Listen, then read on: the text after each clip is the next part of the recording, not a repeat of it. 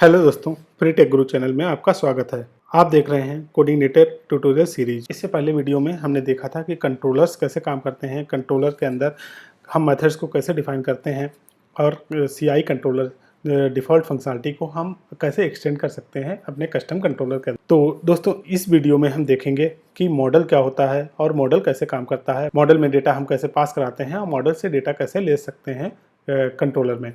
तो दोस्तों, आइए स्टार्ट करते हैं। स्टार्ट करने से पहले अगर अभी तक आपने फ्री टेक गुरु चैनल को सब्सक्राइब नहीं किया है तो प्लीज़ इसे सब्सक्राइब कर लें। तो दोस्तों, स्टार्ट करते हैं। मॉडल क्या होता है? बैकएंड डेटा प्रोसेस के लिए हम मॉडल का यूज करते हैं। तो जितना भी डेटा, जैसे कि डेटाबेस कनेक्टिविटी या डेटाबेस किसी भी टेबल से हमें डेटा को फेच करना है या डेटा स्टोर करना है, तो हम वो काम सारा मॉडल में करते हैं। तो दोस्तों, यहाँ पे हम कोड पे चलते हैं। यहाँ पर हमने कंट्रोलर में पहले लास्ट वीडियो में अबाउट कंट्रोलर बनाया था और देखा था कि व्यू को कैसे कॉल करेंगे। अब हम यहाँ पर करेंगे कि मॉडल से डेटा को कैसे गेट करेंगे या मॉडल में डेटा को कैसे हमें सेंड करना है। तो इसके लिए क्या करना है, सबसे पहले हम एक मेथड क्रिएट कर लेते हैं, न्यू मेथड क्रिएट कर लेते हैं कंट्रोलर के अंदर। तो यहाँ पे मैं जाता हूँ पब्लिक फंक्शन और यहाँ पर मैं दे देता हूँ गेट डेटा यूजर डेटा। एक मेथड ले लिया यूजर डेटा के अंदर। अब इस मेथड के अंदर हम क्या करेंगे, हमें क्या करना है, मॉडल के थ्रू डेटा को कुछ डेटा पास कराना है और कुछ डेटा गेट करना है। तो वो कैसे करेंगे, इसके लिए अभी हम मॉडल फोल्डर में जाते हैं। तो यहाँ पे दोस्तों, जब डिफ़ॉल्ट हम इंस्टॉल करते हैं कोऑर्डिनेटर, तो यहाँ पे हमें एक कंट्रोलर मिल जाता है और एक व्यू फाइल मिल जाती है। लेकिन मॉडल फोल्डर के अंदर आप देखेंगे कुछ भी नहीं होता, index.php फाइल होती है जहाँ की डायरेक्टली एक्सेस इज़ फॉरवर्डेन अगर आप करते हैं तो ये मैसेज प्रिंट करेगा।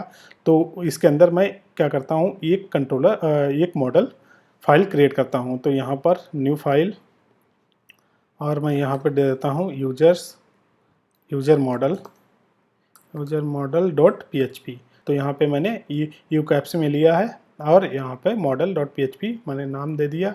उसको करते हैं और यहाँ पे हम एक क्लास क्रिएट करते हैं। तो क्लास यहाँ पे मैं ले लेता हूँ यूजर मॉडल, जो नाम फाइल का दिया है वही नाम यहाँ पे ले लेते हैं, मॉडल। अब यहाँ पे हमें एक्सटेंड करना है, इनहेरिट करना है। तो दोस्तों, यहाँ पे कंट्रोलर में जैसे आपने देखा था, यहाँ पे सीआई कंट्रोलर को इनहेरिट करते हैं, एक्सटेंड करते हैं अपने क्लास के थ्रू। तो फिर यहाँ पे क्या करेंगे हम, मॉडल यहाँ पे भी कोऑर्डिनेटर क्या होता है, एक अपना सीआई मॉडल देता है। तो यहाँ एक्सटेंड्स यहाँ कर दिया हमने, सीआई मॉडल कर दिया। तो यहाँ पे जितना भी, जैसे कि आपने कंट्रोलर में हमने देखा था कि कंट्रोलर में सीआई कंट्रोलर के अंदर जितने भी मेथड्स ऑब्जेक्ट्स होते हैं उसको एक्सेस कर सकते हैं हम अपनी वेलकम क्लास में। इसी टाइप से यहाँ पर जो भी हम क्लास बनाते हैं या मॉडल क्लास लेते हैं, उसमें जो सीआई मॉडल के अंदर जितनी भी मेथड्स या वेरिएबल्स होते हैं, पब्लिक वेरिएबल्स होते हैं, उनको एक्सेस कर सकते हैं। तो यहाँ पर क्या है, इससे पहले PHP टैग लगा लेते हैं क्योंकि ये एक PHP फाइल है।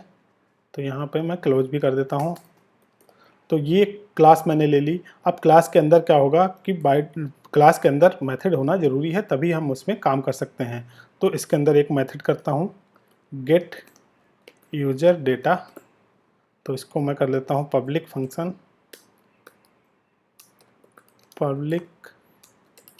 Function gate user data.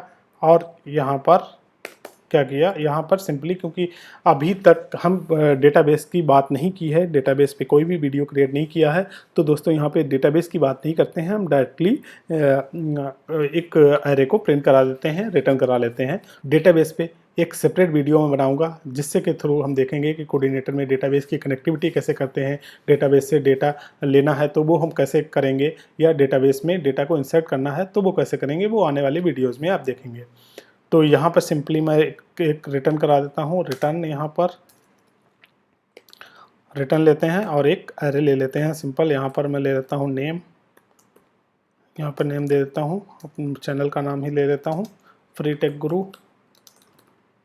गुरु। एज ले लेता हूँ, एज आप देखिए 26 और सैलरी एक सैलरी वेरिएबल लिया और उसकी सैलरी मैंने कर दी 35,000। तो ये एक एरे बना लिया और इसको क्या किया, मैंने रिटर्न करा दिया यहाँ। रिटर्न वेरिएबल से जो भी होता है यहाँ से रिटर्न हो जाएगा, ये रिटर्न होके जहाँ पे भी हम इस मेथड को कॉल करेंगे ये डेटा ये वहाँ पर सेंड कर देगा। तो यहाँ कंट्रोलर पे चलते हैं इसको, हाँ कंट्रोलर पे जाने के बाद हम जो मेथड हमने क्रिएट किया था इसके अंदर जाते हैं। अब यहाँ पर आपने देखा कि हम व्यू फाइल को कैसे क्रिएट करते हैं। तो CI कंट्रोलर क्या करता है, CI कंट्रोलर एक मेथड देता है, ऑब्जेक्ट देता है जिसके थ्रू हम क्या करते हैं मॉडल को भी कॉल करा सकते हैं। और लोड, ये तो सिंपल ऑब्जेक्ट हो गया जो कि लोड कराने के लिए हमें क्या लोड कराना है।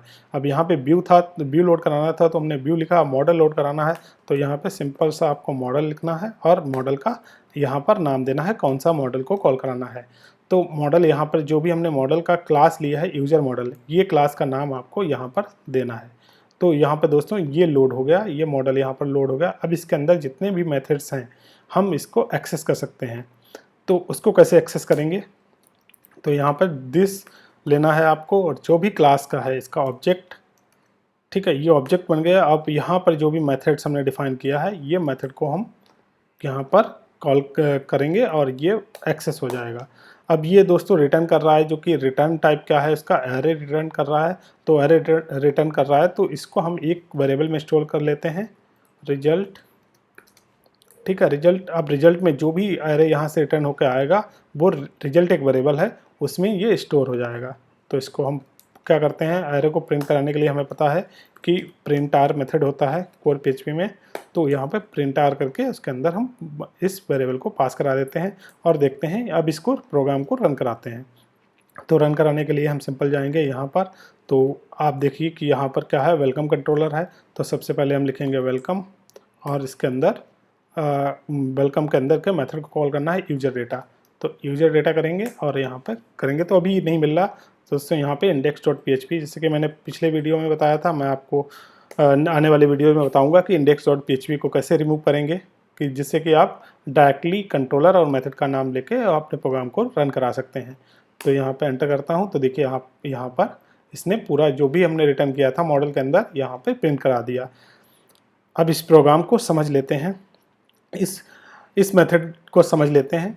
तो इस मेथड में आपने देखा कि हमने क्या किया, कंट्रोलर, वेलकम कंट्रोलर के यूजर डेटा मेथड को यहाँ पर कॉल किया और उसके अंदर सबसे पहले आया तो यहाँ पर उसने चेक किया कि यूजर मॉडल, यहाँ पे यूजर मॉडल किया, यूजर मॉडल कॉल किया हमने, लोड किया। तो लोड करने पर ये क्या करेगा, ये मॉडल फोल्डर के अंदर जाके चेक करेगा कि user model dot PHP file available है या नहीं है।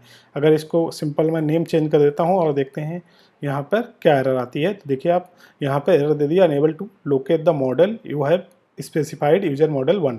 तो यूजर मॉडल 1 उसको फाइंड आउट किया, यहाँ सर्च किया मॉडल के अंदर और उसको नहीं मिला तो इसलिए उसने एरर थ्रो कर दी। अब हम इसको फिर से रीनेम कर देते हैं और रन कराते हैं तो यहाँ पर ये प्रोग्राम रन हो जाता है। तो उसके नेक्स्ट लाइन में क्या है, यहाँ पर तो हमने मॉडल को लोड कर लिया। तो मॉडल के अंदर जितने भी मेथड्स हैं तो उसको एक्सेस करने के लिए हमें क्या करना है, दिस और जो भी यहाँ पर हमने लिया है वो यहाँ कर देना है arrow, this arrow user model और उसके अंदर के मेथड्स को, उसके अंदर मेथड्स आप देखिए। अब उसके अंदर के मेथड्स को मैं चेंज करता हूँ तो देखते हैं क्या एरर आती है। तो आप देखिए यहाँ पर क्या एरर देगा, ये call to undefined method, means ये मेथड को हमने अभी तक डिफाइन नहीं किया है यूजर मॉडल फाइल के अंदर। तो यहाँ पर मैं फिर से चेंज कर देता हूँ और ये रन कर जाएगा। अगर उसको मेथड मिल जाएगा तो ये जो भी रिटर्न करेगा और रिटर्न करके हमारा प्रिंट कर देगा। तो यहाँ पर ये था कि हम मॉडल से डेटा को कैसे गेट करेंगे, डेटा को कैसे एक्सेस करेंगे कंट्रोलर मेथड के थ्रू। अब यहाँ पर दोस्तों हम देखते हैं कि हम कुछ डेटा पास कराना है तो हम मॉडल में कैसे पास कराएंगे। तो सपोज करते हैं कि एक मैं वेरिएबल ले लेता हूँ क्लास और यहाँ पर ले लेता हूँ बीटेक। तो यहाँ पर मैंने एक वेरिएबल लिया क्लास स्टूडेंट क्लास बीटेक। तो यहाँ पर क्या किया मैं स्टडी कर लेता हूँ स्टूडेंट क्लास बीटेक। तो यहाँ पर मैं क्या करूँगा, मेथड में यहाँ पर कॉल कर दूँगा। ये डेटा जो जाएगा इस मेथड को कॉल करेंगे, जब डिफाइन करेंगे तो इस वेरिएबल को हम एक्सेस कर सकते हैं। तो यहाँ पे भी मैं ले लेता हूँ, यहाँ पे कोई भी नाम आप ले लीजिए जिसमें स्टोर करना है। यहाँ पे मैं ले लेता हूँ स्टूडेंट क्लास। अब यहाँ पे स्टूडेंट क्लास जो हमें मिल गया क्योंकि यहाँ पर हमने ऑलरेडी पास करा दिया है ये डेटा। ये वेरिएबल को पास कराया है तो यहाँ पर हमें मिल जाएगा। अब इसको मैं प्रिंट करा के देख सकता हूँ।